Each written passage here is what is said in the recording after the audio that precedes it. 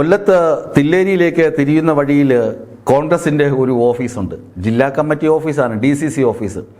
അങ്ങോട്ട് നോക്കിക്കഴിഞ്ഞാൽ, പുറമേ നിന്ന് നോക്കിക്കഴിഞ്ഞാൽ കാടിനകത്ത് ഒരു കെട്ടിടം, കാട് മൂടിക്കിടക്കുകയാണ്. DCC ആഫീസാണ്. പ്രവർത്തകന്മാർ വല്ലപ്പോഴും ഈ ആലുവ മണപ്പുറത്ത് കാറ്റുകൊള്ളാൻ നിൽക്കുന്നത് പോലെ ഒന്നോ രണ്ടോ പേർ വല്ലപ്പോഴും ഒരിക്കൽ അവിടെ വന്ന് പോകുന്നത് കാണാം. മണിക്കൂറുകൾ കാത്തു നിന്നാൽ ഒന്നോ രണ്ടോ പേർ അതുവഴി വന്നു പോകും. കാട് മൂടിക്കിടക്കുകയാണ്. തദ്ദേശ സ്വയംഭരണ തെരഞ്ഞെടുപ്പ് ഇങ്ങ് അടുക്കുകയാണ്. കോൺഗ്രസ്സുകാരെ, നിങ്ങൾ കേൾക്കാനാണ് പറയുന്നത്. അവിടുത്തെ DCC പ്രസിഡന്റ് ഉണ്ട്, അയാളുടെ പേര് K. രാജേന്ദ്ര പ്രസാദ് എന്നാണ് അദ്ദേഹത്തിൻ്റെ പേര്. അദ്ദേഹത്തിൻ്റെ ആഫീസാണ് കാട് മൂടി കിടക്കുന്നത്. നിങ്ങൾ അതുവഴി പോകുമ്പോൾ, അതായത് കൊല്ലം ബീച്ച് റോഡിൽ നിന്ന് പട്ടാള കുരിശ്ശേരിയുടെ ആ റോഡ് വഴി, ഇട റോഡ് വഴി വരുമ്പോഴാണ് DCC ഓഫീസ്. അല്ലെങ്കിൽ കോളേജ് ജംഗ്ഷനിൽ നിന്ന് ആ ഫ്ലൈ ഓവർ കയറി പോകുമ്പോൾ വലതുവശത്തായിട്ട് നിങ്ങൾക്ക് കാണാൻ DCC ഓഫീസ്. വനം, നഗരമധ്യത്തിലെ ഒരു ചെറുവനം, അതിനു മധ്യത്തിൽ DCC ആഫീസ്. ഒന്ന് കാട് വെട്ടിത്തെളിക്കാൻ പോലും കൈ ഉയരാത്ത ഈ കോൺഗ്രസ്സുകാർ ഇപ്പോൾ എന്ത് ചെയ്യുകയാണ്? തദ്ദേശ സ്വയംഭരണ തെരഞ്ഞെടുപ്പിൽ ഞങ്ങളിതാ ഊറ്റം കൊള്ളുന്നു, ഞങ്ങളങ്ങ് സീറ്റെല്ലാം അടിച്ചു വാരിക്കളയും എന്ന് പറയുകയാണ്.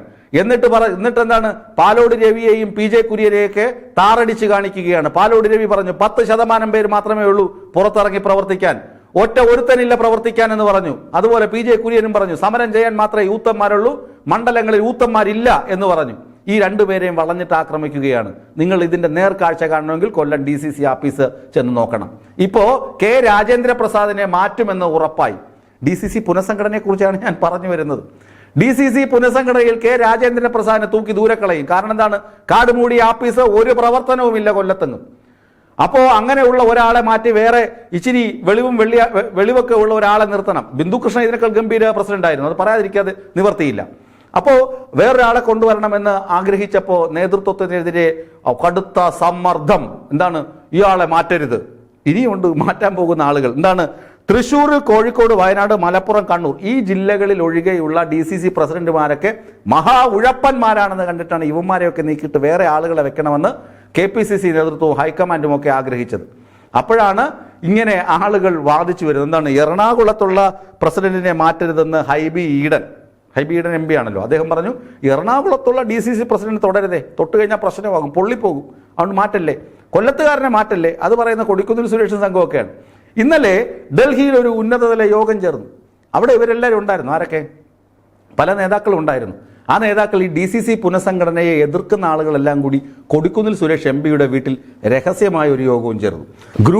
ഗ്രൂപ്പ് വഴക്കില്ല എന്നൊക്കെ പുറമേ പറയുമെങ്കിലും കോൺഗ്രസിനകത്ത് ആകെ അന്തചിത്രമാണ്. അവർ തമ്മിൽ അടിയാണ്.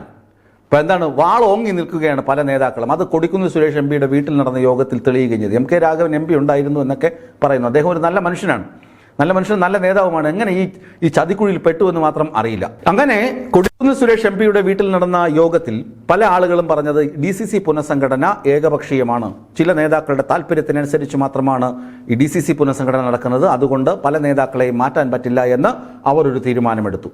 എന്നിട്ട് ഈ തീരുമാനം എടുത്ത ആളുകൾ KC വേണുഗോപാലും സംഘവും അനുചരന്മാരും ഇഷ്ടപ്പെടുന്ന ആളുകളെ ഇഷ്ടപ്പെട്ട പോസ്റ്റുകളിൽ വയ്ക്കുക എന്നതാണ് ഇവരുടെ ലക്ഷ്യം. കോൺഗ്രസിന്റെ പുനഃസംഘടന എപ്പോഴും അങ്ങനെ തന്നെയാണ്. ഇഷ്ടക്കാരെ ഇഷ്ടപ്പെട്ട സ്ഥലത്ത് നിയോഗിച്ചു കൊടുക്കുക, അവർക്കൊരു കസേര കൊടുക്കുക.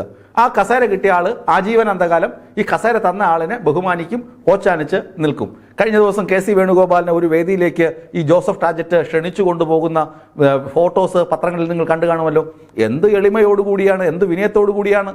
പ്രധാനമന്ത്രി വരുമ്പോൾ പോലും ആളുകൾ ഇത്രയധികം ബഹുമാനവും ഭയഭക്തിയൊന്നും കാണിക്കില്ല. കാരണം KC വേണുഗോപാലാണ് ടാജറ്റിനെ അവിടെ നിയോഗിച്ചത്, എവിടെ? തൃശ്ശൂരിൽ. അതുകൊണ്ട് അദ്ദേഹം വരുമ്പോൾ കൈ വന്ന് ഓച്ചാനിച്ച് വളരെ ഭവ്യതയോടുകൂടി അദ്ദേഹത്തെ സ്വീകരിച്ചു കൊണ്ടുപോകുന്ന പടം പത്രങ്ങളിൽ കളർ പടം അച്ചടിച്ച് വന്നിട്ടുണ്ടായിരുന്നു. ഞാൻ പറഞ്ഞു വരുന്നത്, തൃശ്ശൂർ, കോഴിക്കോട്, വയനാട്, മലപ്പുറം, കണ്ണൂർ ജില്ലകളിലൊഴികെ മറ്റ് ജില്ലകളിലെ DCC പ്രസിഡന്റുമാരെ മാറ്റണം. ഇനിയുമുണ്ട് DCC പ്രസിഡന്റുമാർ. പുതിയ DCC പ്രസിഡന്റുമാരായി വരുന്നവർക്ക് അടുത്ത അവരുടെ ടേം കഴിയുന്നത് വരെ പൊതു തെരഞ്ഞെടുപ്പുകളിൽ മത്സരിക്കാനും പാടില്ല. അന്നൊരു നിയമം കൂടി കർക്കശമാക്കാൻ പോവുകയാണ്. അതുകൊണ്ട് തന്നെ പല ആളുകളും അയ്യോ എന്നെ DCC പ്രസിഡന്റ് ആക്കരുതേ എന്നാണ്. എന്നാൽ ചിലർ പറയുന്നത് DCC പ്രസിഡന്റ് എങ്കിൽ DCC പ്രസിഡന്റ്, അവിടെ നിന്ന് സ്ഥാനാർത്ഥിത്വം വരികയാണെങ്കിൽ പതുക്കെ DCC പ്രസിഡന്റ് സ്ഥാനം രാജിവെച്ചിട്ട് സ്ഥാനാർത്ഥിയായാൽ മതിയല്ലോ എന്ന് ആഗ്രഹിക്കുന്ന ആളുകളുമുണ്ട്. അതുകൊണ്ട് എന്ത് വന്നാലും ഒരു നാണയത്തിന് രണ്ട് വശമുള്ളതുപോലെ എന്ത് തീരുമാനം വന്നാലും അതിനൊരു മറുവശം കൂടി ഉണ്ടല്ലോ എന്ന് ആശ്വസിക്കുന്നവരാണ് കോൺഗ്രസ് നേതാക്കൾ. ചുരുക്കത്തിൽ DCC പുനഃസംഘടന ഇപ്പോഴും തൃശങ്കുവിലാണ്. ഇനി KPCC ജ്യോതികുമാർ ചാമക്കാലയെ ട്രഷററായി നിയമിക്കുമെന്ന് പറയുന്നു. ഇതുവരെ നിയമനം വന്നില്ല. അത് ഹൈക്കമാൻഡ് തീരുമാനിക്കണം. ജ്യോതികുമാർ ചാമക്കാല എത്ര കാലം കൊണ്ട് പാർട്ടിക്ക് വേണ്ടി വക്താവായും പാർട്ടിക്ക് വേണ്ടി സംസാരിക്കാനും പാർട്ടിയെ പ്രതിരോധിക്കാനും രംഗത്ത് നിൽക്കുന്ന മനുഷ്യനാണ്, നേതാവാണ്. അദ്ദേഹത്തിന് ഒരു സ്ഥാനം കൊടുക്കുന്നതിന്, അദ്ദേഹത്തിന് ഒരു കുറച്ചുകൂടി, ഇപ്പോൾ സ്ഥാനമില്ലെന്നല്ല, ഇപ്പോൾ പദവികളില്ല എന്നല്ല, അദ്ദേഹത്തിന് കുറച്ചുകൂടി കാര്യമായ ഒരു പദവി കൊടുക്കുന്നതിന് ഇത്ര അമാന്തം എന്താണ് എന്ന് ചോദിക്കാതെ നിവർത്തിയില്ല. ജ്യോതികുമാർ ചാമക്കാല ട്രഷററാകും. അതുപോലെ ഇനിയും സെക്രട്ടറിമാരുണ്ടാകും, ജനറൽ സെക്രട്ടറിമാരുണ്ടാകും. ഒരു ജനറൽ സെക്രട്ടറിക്ക് 2 സെക്രട്ടറിമാർ, അങ്ങനെ 70ഓളം സെക്രട്ടറിമാരും 35ഓളം ജനറൽ സെക്രട്ടറിമാരും പാർട്ടിക്ക് ഉണ്ടാകുമെന്നൊക്കെയാണ് പറയപ്പെടുന്നത്. ഇനി എല്ലാ തീരുമാനവും, ഇന്നലെ KC വേണുഗോപാലുമായിട്ടൊക്കെ ചർച്ച നടത്തി, ഇനി എല്ലാ തീരുമാനവും ഹൈക്കമാൻഡിന് വിട്ടിരിക്കുകയാണ്. ഹൈക്കമാൻഡ് ഇനി പറയണം നിങ്ങൾ ഇവരെയൊക്കെ വെച്ചോ എന്ന് പറഞ്ഞു കഴിഞ്ഞാൽ ഇവരൊക്കെ ഹാപ്പി.